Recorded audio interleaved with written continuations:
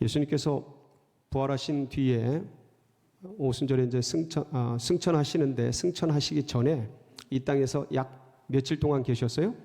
40일 동안. 사도행전 1장 3절에 보면 40일간 이 땅에 계셨다라고 기록되어 있습니다. 그 이 땅에 40일간 계시는 동안 여러 사람을 만났습니다. 근데 그 중에서 부활의 주님을 제일 많이 만난 사람이 누굴까요? 주보에 다 있죠? 네. 예. 베드로가 주님을 제일, 성경에 기록된 대로 이렇게 살펴보면 베드로가 제일 이제 많이 만나게 됩니다. 오늘 14절에 보면 제자들이 예수님을 몇 번째 만나는 거예요? 14절 한번 보실까요? 시작. 이것은 예수께서 죽은 자 가운데서 살아나신 후에 세 번째로 제자들에게 나타나신 것이. 몇 번째로요? 예, 이 요한복음은 세 번째고, 앞에 이제 도마가 없을 때 제자들에게 한번 나타나셨고, 그리고 도마가 있을 때 내 여기다 넣어봐라 손가락을, 그러면서 또 나타나시고, 두 번 나타나시고, 오늘 또 이렇게 갈릴리 해변가에 나타나셔서 세 번째 만나시게 됩니다. 그리고 베드로는 제자들이 있을 때 말고 개인적으로도 주님을 만나게 됩니다. 주님이 베드로를 개인적으로 찾아가셔요. 고린도전서 15장 5절에 보면 부활 뒤에 주님께서 만나셨던 사람들 명단과 그 쭉 나와 있습니다. 거기에 보면 이렇게 기록이 되어 있습니다. 같이 보실까요? 시작. 4절 5절인데 4절 5절 시작. 장사 지낸 바 되셨다가 성경대로 사흘 만에 다시 살아나사 게바에게 보이시고 후에 12 제자에게. 그 뒤에 쭉 나옵니다. 500여 문도까지. 근데 누구에게 보이시고요? 게바에게 보이시고. 누가복음에도 보면 예수님이, 부활하신 예수님이 게바를, 베드로를 홀로 만나시는 것이 기록되어 있습니다. 그리고 여기가 이제 오늘 본문이 갈릴리 해변에서 이제 주님을 만나잖아요. 그리고 나중에 예루살렘에서 승천하실 때, 감람산에서 부활 승천하실 때 또 제자들이, 베드로가 누구를 만나요? 주님을 만나게 됩니다. 기본적으로 성경에 기록된 것만 몇 번이요? 5번 이상 만나게 됩니다. 제자들과 베드로가 주님을 그렇게 많이 만나는데, 제자들이 주님을, 부활하신 주님을 믿을까요? 안 믿을까요? 여러분, 처음에 부활하신 주님을 만난 사람들이 지난주에 말씀을 드렸잖아요. 여인들이었습니다. 막달라 마리아와 여인들이었는데, 이들이 이제 주님을 만나고 냅다 달려가서 제자들에게 이 기쁜 소식을 두렵고 떨림으로 전하게 됩니다. 그랬더니 그때 제자들이 어떻게 반응해요? 그 반응한 기록이 누가복음 24장 9절에서 11절에 이렇게 기록이 되어 있습니다. 같이 보시겠습니다. 시작. 무덤에서 돌아가 이 모든 것을 11 사도와 다른 모든 이에게 알리니 이 여자들은 막달라 마리아와 요한나와 야고보와 모친 마리아와 또 그들과 함께한 다른 여자들도 이것을 사도들에게 알리니라. 사도들은 그들의 말이 허탄한 듯이 들려 믿지 아니하나. 사도들은 그 여인들의 말이 어떻게 들렸어요? 허탄하게 봐요. 받아들이지를 않습니다. 그리고 이후에 이제 제자들이 다 이제 흩어지기 시작합니다. 조금씩. 그때 엠마오로 내려가는 두 제자가 있었어요. 근데 이제 주님인 줄 모르고 주님과 같이 동행을 하게 되죠. 그때 주님께서 딱 성경을 풀어서 말씀을 전해주십니다. 마음이 뜨거워져요. 이들이 더 듣고 싶어서 주막으로 같이 가서 같이 식사를 하고 그러는데 갑자기 주님이신 것을 알게 돼요. 그때 어떻게 돼요? 예수님이 싹 사라지게 됩니다. 누군지 알게 된 거예요. 이 두 엠마오로 내려가는 두 제자가 누군지 알게 된 거예요. 자신이 만난 사람, 그분이 예수님인 줄 알게 된 거예요. 그래가지고 그냥 불이 났게 가던 길에서 돌려서 예루살렘으로 올라가서 제자들을 만났습니다.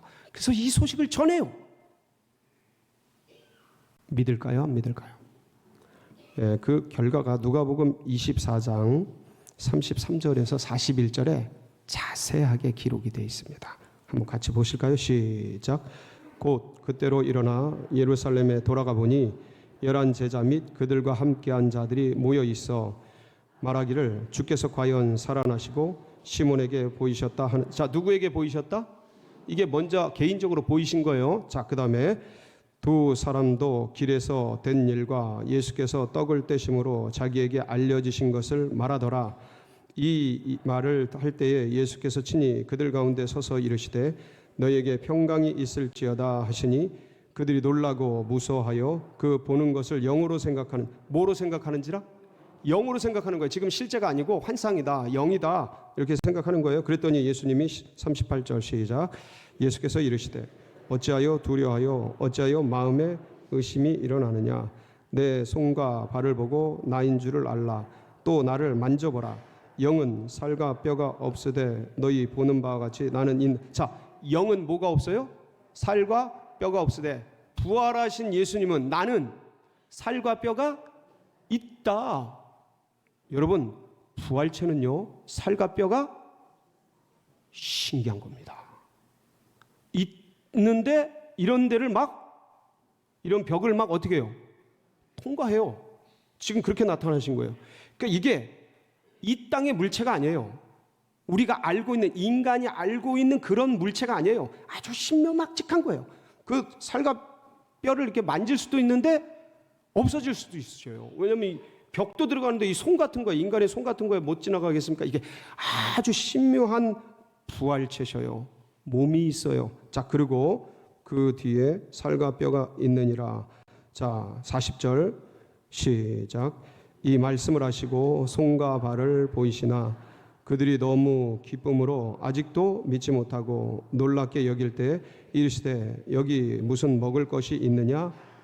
그러니까 살과 이게 손을 보여주시고 발을 보여주시고, 그런데도 어떻게 해요? 그들이 너무 기쁘지만 아직도 믿지 못하고 그러고 있으니까 주님께서 야, 여기 먹을 거 좀 있냐?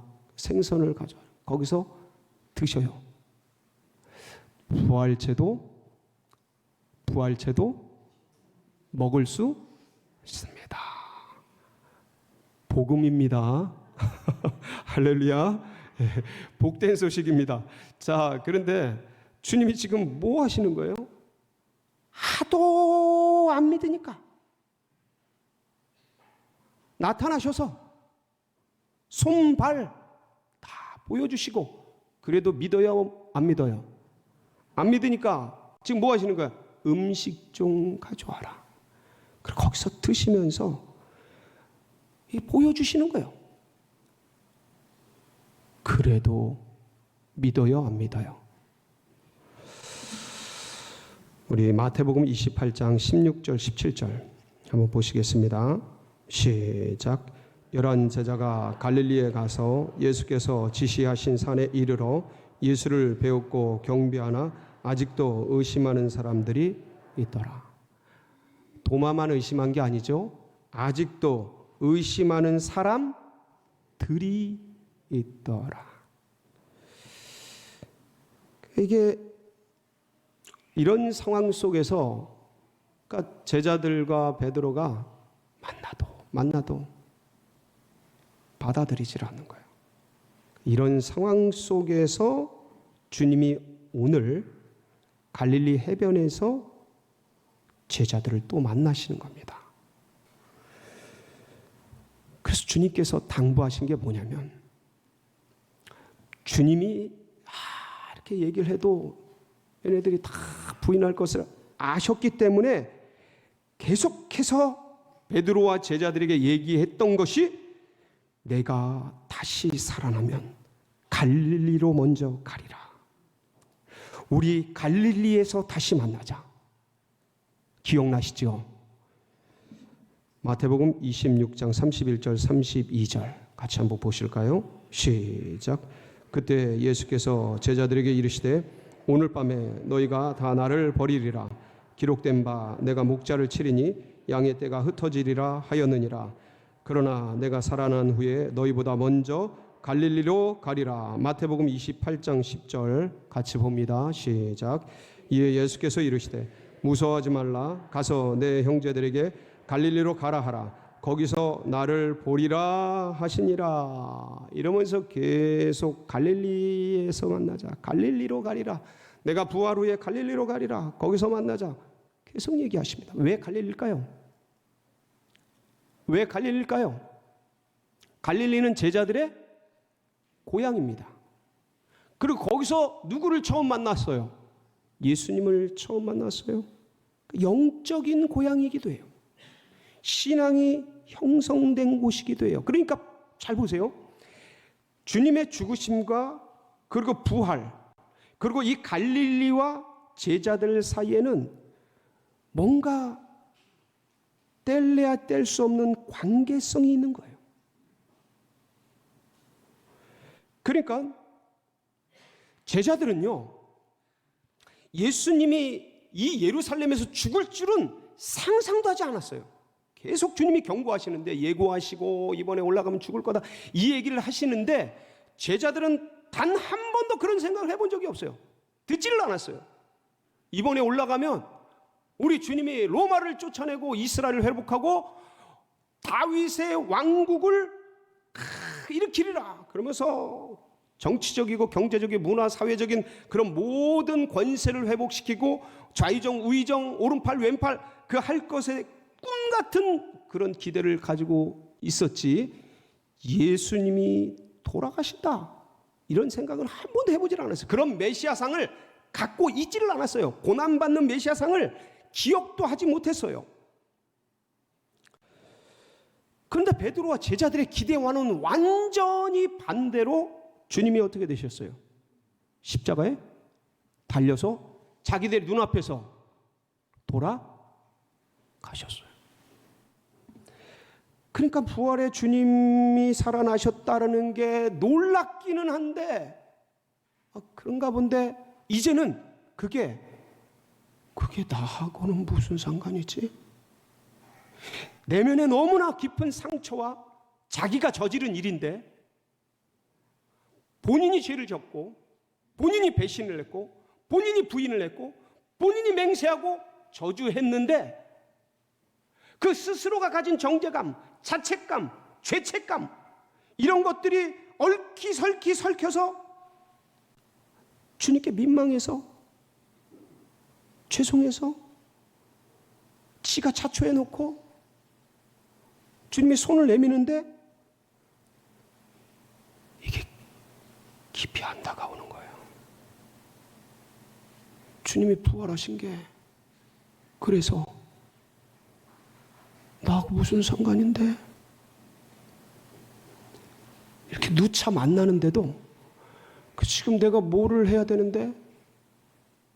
그리고 지금 유대교의 지도자들이, 예수님을 죽인 지도자들이 시퍼렇게 살아서 남은 제자들 잡아서 죽이려고 위협하고 그런 위험이 여전히 있는 상태에서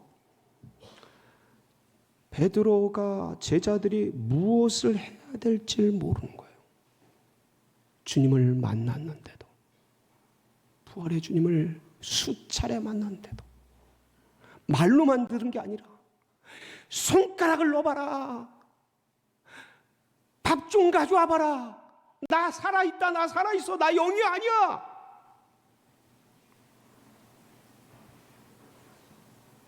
근데 이게 다가오질 않는 거예요. 그 깊은 내면의 아픔. 주님이 이것을 아셨던 거죠. 그래서 어디로 가라? 갈릴리로 가라.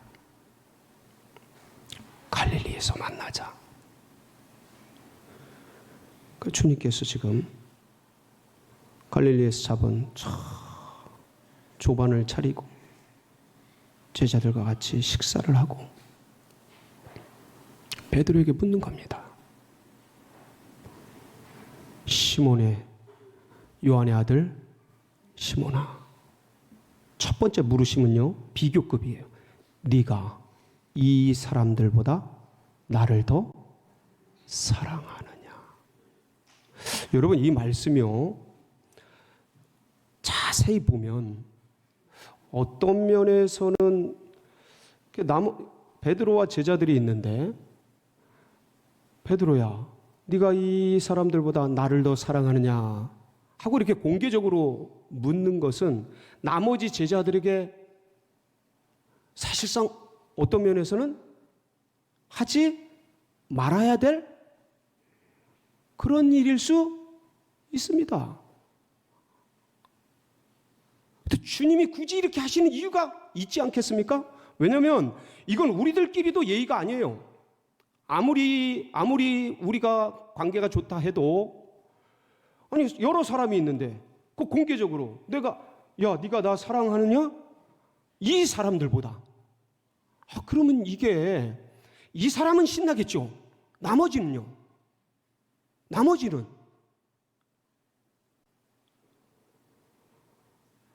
근데 왜 이렇게 하셨을까, 주님이? 베드로가요, 나머지 사람들보다 더 많이 주님을 저주했어요. 나머지 제자들도 도망갔죠. 배신했죠. 떠나갔죠.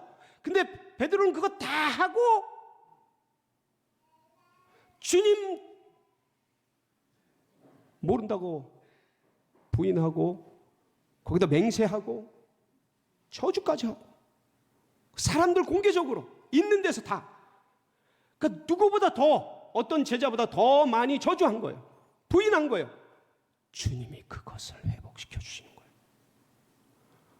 너 이 사람들보다 더 많이 나 저주했지? 다시 묻겠다. 요한의 아들 시몬아, 네가 이 사람들보다 나를 더 사랑하지? 예, 주님. 제가 이 사람들보다 주님을 더 많이 사랑합니다. 요한의 아들 시몬아, 네가 나를 사랑하느냐? 예, 주님, 제가 주님 사랑하시는 줄 주님이 아십니다. 몇 번 물으셔요? 3번을 연거푸 묻습니다. 요한의 아들 시몬아, 네가 나를 사랑하느냐? 아니, 제가, 여러분, 이게 뭐 남녀 사이도 아니고, 예? 아니 사랑하는 애인 사이도 아니고, 남자끼리 아유 남사스럽게 지금 뭐 하는 거예요? 너 나 사랑해? 예, 주님, 제가 주님 사랑해요. 한 번 하기도 힘든 거 지금 몇 번 하는 거예요? 3번째 하니까 베드로가 근심하여. 왜 이러시지? 왜 자꾸 물으시지? 또 물으시네. 17절에 뭐라고 기록되어 있어요? 17절 한번 보실까요? 같이 읽습니다. 시작. 3번째 이르시되 요한의 아들 시몬아, 네가 나를 사랑하느냐 하시니, 주께서 3번째 네가 나를 사랑하느냐 하심으로 베드로가 근심하여 이르되 주님, 모든 것을 아시오매 내가 주님을 사랑하는 줄을 주님께서 아시나이다. 예수께서 이르시되 내 양을 먹. 자, 주님 모든 것을 근심하여 이르되 주님께서 모든 것 아시잖아요. 이게 무슨 말씀이에요? 베드로가 이게 지금 무슨 얘기하는 거예요? 주님, 제가 그때 주님 부인하고 저주하고 맹세한 거 주님 아시잖아요. 주님, 제가 살기 위해서 그때 주님 모른다고 거부했던 거 주님 다 알고 계시잖아요. 미리 아시고 닭 울기 전에 3번 나를 부인하리라 그때 얘기해 주셨잖아요. 근데 어쩔 수가 없어서요, 주님. 제가 살기 위해서 저도 모르게 모른다고 그렇게 부인하게 됐어요. 주님, 이 상황 주님이 아시잖아요. 제가 연약하고 부족하고 미약하고 모자라서 견딜 수 없는 그 믿음이라서 그 상황 가운데 그렇게 된 거 주님이 아시잖아요. 모든 것 아시잖아요, 주님. 전 그러고 싶지 않았는데 그렇게 됐어요. 주님 아시잖아요. 예, 제가 부인했어요. 제가 맹세했어요. 저주했어요. 주님 모른다 그랬어요. 그렇지만 주님, 제가 주님 사랑해요. 제가 주님 사랑해요.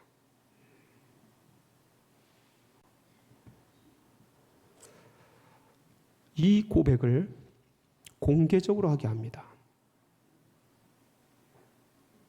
개인적으로 한 게 아니에요. 왜 그러셨을까요? 공개적으로 저주했거든요. 공개적으로 제자들 속에서 사랑을 고백하게 하는 거예요. 그러나 지 혼자 저주하고 맹세하고 부인했던, 정말 어떤 면에선 배반하고 배신한 이 제자, 그 마음의 깊은 스스로의 자책감, 주님 돌아가셨고 내가 주님 돌아가시는데 아무것도 한 게 없고 막을 수도 없었고, 부인하고 저주한 이 쓰레기 같은 나가 이제 뭘 한단 말인가. 이 정죄감과 자책감과 죄책감과 무력감과 절망감과 이 포기와 낙담 가운데 던져져요. 아무리 만나도, 부활의 주님을 만나도 뭘 하고 싶어 하지 않는 무너진 이 제자를 갈릴리에서 만나셔서 회복시키시는 거예요. 공개적으로 고백하게 하고, 그리고 이 어린 양을 먹여라, 이 양을 쳐라, 이 양을 먹여라, 사명을 회복시켜 주시고, 제자들 사이에서 무너진 사도권을 일으켜 주시고, 무너진 신앙, 부활의 주님을 만났어도 믿어지지 않는 그 깊은 내면의 상처와 아픔과 고민, 그걸 다 드러내시고, 이렇게 하신 후에 뒤에 말씀을 보면, 네가 젊어서는 네 스스로 띠뛰고 다니지만 네가 늙어서는 남이 네 띠고 네가 원치 않는 곳으로 데려가리라. 그러면서 어떻게 죽을 것을 말씀하시고 어떻게 사명 감당할 것을 말씀하시고 나를 따르라. 그러면서 갈릴리 해변가를 쫙 걸어가십니다. 주님이 걸으시고 베드로가 따라요. 그 뒤에 사도 요한이 따라갑니다. 나머지 제자들이 보고 있죠. 지금 예수님 뒤에 누가 따라가는 거예요? 베드로가 따라가는 거예요. 이게 퍼포먼스예요. 퍼포먼스. 제자들에게 사도권이 회복되었음을 보여주고 알려주고 베드로가 다시 따르기로 했다는 그 모습을 드러내어 주시는 겁니다. 사랑하는 성도 여러분, 사실 이게 베드로뿐이겠습니까? 우리들도 인생을 지나가면서 참 많이 쓰러지고 엎어집니다. 근데 우리 주님 부활해 주셨습니다. 그 부활의 주님이 베드로도 만나 주셨습니다. 여러분, 우리는 베드로보다는 낫지 않습니까? 아닌가? 베드로보다 나아요. 어떻게 주님을 그렇게 합니까? 그런데도 넘어지고 쓰러지잖아요.